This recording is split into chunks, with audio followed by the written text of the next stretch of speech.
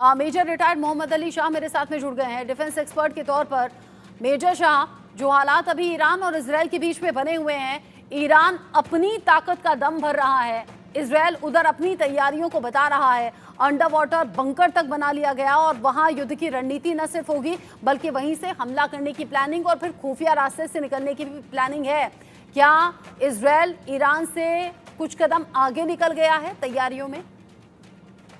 जी रत्ना जी, बिल्कुल इजराइल आगे निकल गया है, लेकिन एक बात तो है कि इजराइल का ओवर कॉन्फिडेंस था कि जैसे कि पहले वो अरब मुल्कों के साथ जो कर रहा था कि अब हम ये कर देंगे। ईरान ने फिर भी कम से कम एक सबको इकट्ठा करके सारे राष्ट्रों को, मतलब सारे जो उनके फेवरेबल हैं, केवल सऊदी अरेबिया और जॉर्डन को छोड़ के एक ईरान ने एक ऐसी रणनीति तैयार करी है जहाँ पे बहुत भीषण टक्कर होने वाली है। अब क्योंकि इजराइल को मैं पीछे हटते हुए नहीं देख रहा हूँ और ईरान ने भी ठान लिया है, तो अब ये, और ईरान को भी सपोर्ट है वहाँ जितने भी हमस हैं, हुती है, हिजबुल्लाह है लेबनान से, सीरिया है, तो ईरान ने कॉल आउट किया है कि भाई हम अटैक करेंगे। अब क्या है कि अभी जो है रुख सऊदी अरेबिया का और जॉर्डन और सऊदी अरेबिया तकरीबन तकरीबन मोटे मोटे तौर पे देखिए दोनों सुन्नी राष्ट्र हैं और दोनों का एक इन्होंने लैंड स्वैपिंग भी कर रखी है। और फिर 2013 के मुताबिक प्यू ग्लोबल ओपिनियन के मुताबिक एक पोल हुआ था, 88% जॉर्डेनियन ने एक्सप्रेस किया था एक फेवरेबल व्यू सऊदी अरेबिया के लिए और 11% ने एक्सप्रेस किया था अनफेवरेबल व्यू सऊदी अरेबिया के लिए। तो जाहिर सी बात है जॉर्डन वो करेगा जो सऊदी अरेबिया कहेगी।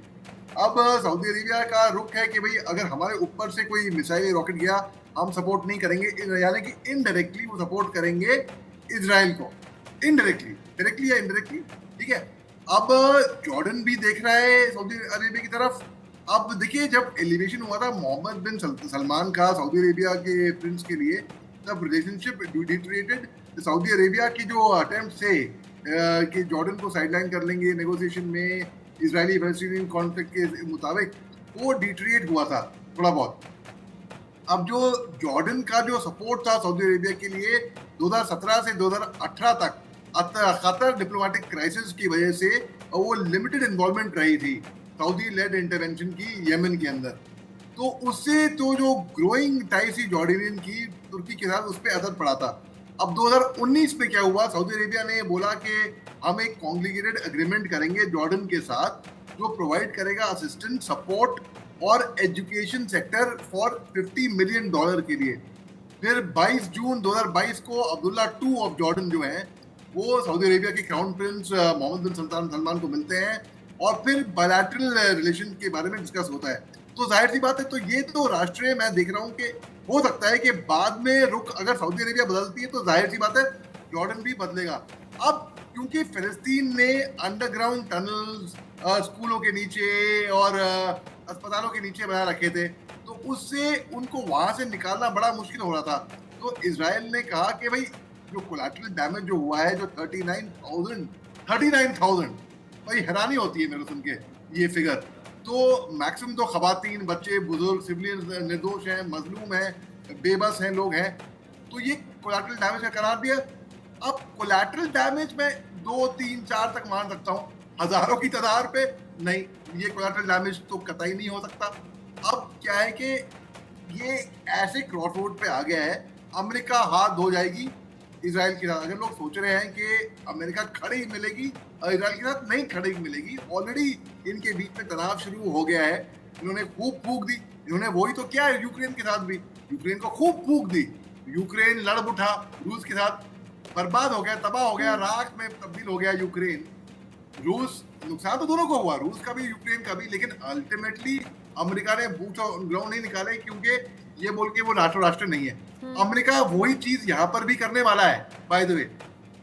तो इस तरीके में मैं ऐसा देख रहा हूँ, एक ऐसा राष्ट्र हो जो अच्छी कम्युनिकेशन और चैनल ऑफ कम्युनिकेशन ओपन हो, इजराइल से भी, ईरान से भी, और जो एक पीस मेकर बन सकता है। और वो राष्ट्र कौन सा है? जाहिर सी बात है जो सुपर पावर बनने की राह पे है वो हिंदुस्तान है।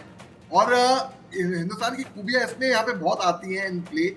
लेकिन जी हाँ, आपका जो अगर सवाल पे आते हैं तो इजराइल ऑल्सो इजराइल ने भी और भी तरह तरह के नए स्ट्रेटजीज अपनाई हैं। लेकिन मेजर शाह, इधर ईरान अपनी शक्तियां बढ़ा रहा है। ये बात अलग है कि कभी जॉर्डन की तरफ से, कभी सऊदी अरब की तरफ से झटके एक के बाद एक मिल रहे हैं, लेकिन इसमें कोई दो राय नहीं कि हिजबुल्लाह एक के बाद एक मिसाइलें छोड़ रहा है इजराइल पर।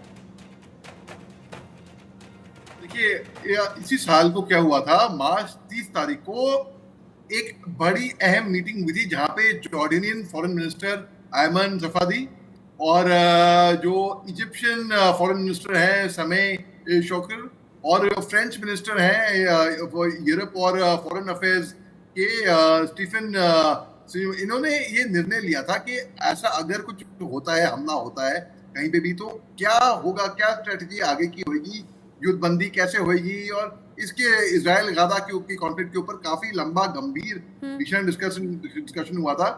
वो अब बात वो कायरा में मीटिंग हुई थी। अब बात ऐसी है कि अगर यहाँ पे जैसे कि जॉर्डन और सऊदी अरेबिया ने अपनी तरफ से कह दिया है कि भी वो सपोर्ट नहीं करेंगे, लेकिन अपना वो रुख बदल सकते हैं, क्योंकि ओआईसी जो होती है, इस्लामिक कंट्रीज की जो ऑर्गेनाइजेशन है ओआईसी, उनकी बीच में कोई यूनिटी है नहीं, वैसी कोई खास यूनिटी है नहीं। वो बार बार इसके बारे में प्रतिबंध लगाने की कोशिश की कि युद्धबंदी की कोशिश की बात करते हैं, लेकिन क्योंकि वो एक ही पेज पे नहीं आ पाते। अब देखिए इजराइल क्या है कि इजराइल अगर ईरान हमला करता है, अगर ज्योग्राफिकली देखा जाए तो ईरान हमला करेगा इजराइल के ऊपर, अगर करता है तो वो रॉकेट मिसाइल से। Saudi Arabia block, Jordan block, geographically इनके पास फिर ऑप्शन क्या रहेगा? तो ऑप्शन थोड़ा मुश्किल भी हो जाएगा ईरान के लिए। और ईरान नेता भी बनना चाहता है, ओवर एम्बिशियस भी है थोड़ा, कि बाकी जितने भी मुस्लिम राष्ट्र हैं इनका भी हम ठेका लें, जिस तरीके से सऊदी अरेबिया को लोग मानते हैं, क्योंकि सऊदी अरेबिया की वो तुलना वैसे कर नहीं पाएगा ईरान, वो अलग बात रही। लेकिन बात ऐसी है कि ईरान को भी और समझना होगा कि अगर ये युद्ध को और आगे बढ़ाता है, उससे इजराइल खामोश नहीं होएगा, इजराइल का भी गुस्सा और भड़केगा। तो अगर हमने कैजुअलिटी देखी है, हम और ज्यादा खून खराबा देखेंगे, और ज्यादा कैजुअलिटी देखेंगे। तो ये जंग जो है खून खराबा कहीं पे ले जाएगा नहीं किसी को भी, सबका नुकसान होगा, सब मरेंगे इसके अंदर। और ये सुसाइडल होगा एक तरीके से अगर देखा जाए। वो हालांकि उनको वो माइंड नहीं करते, वो कहेंगे ठीक है हम सुसाइड कर देंगे, लेकिन सुसाइड कोई तरीका नहीं है यहाँ पे। और यूएन को हम देख ही रहे हैं, टोटल इसके अंदर कोई रोल निभा नहीं पा रहा है मजबूरन। मगर जो भी थोड़ा बहुत इंटरनेशनल कोर्ट ऑफ जस्टिस में कहीं पे भी रूलिंग आई है इजराइल के खिलाफ के पक्ष में नहीं आई है, तो थोड़ा बहुत एक साइकोलॉजिकल प्रेशर यहाँ पे बनाना बहुत जरूरी है। और ये क्योंकि और कोई प्रेशर काम नहीं कर रहा है, हाँ। ये भी शायद ना करे, ये भी शायद प्रेशर ना काम करे, लेकिन फिर भी 1% चांस तो है रत्ना जी कि क्या पता कोशिश करने वालों की हार नहीं होती। हाँ। तो इस तरीके की कोशिशें तो जारी है जी। बिल्कुल।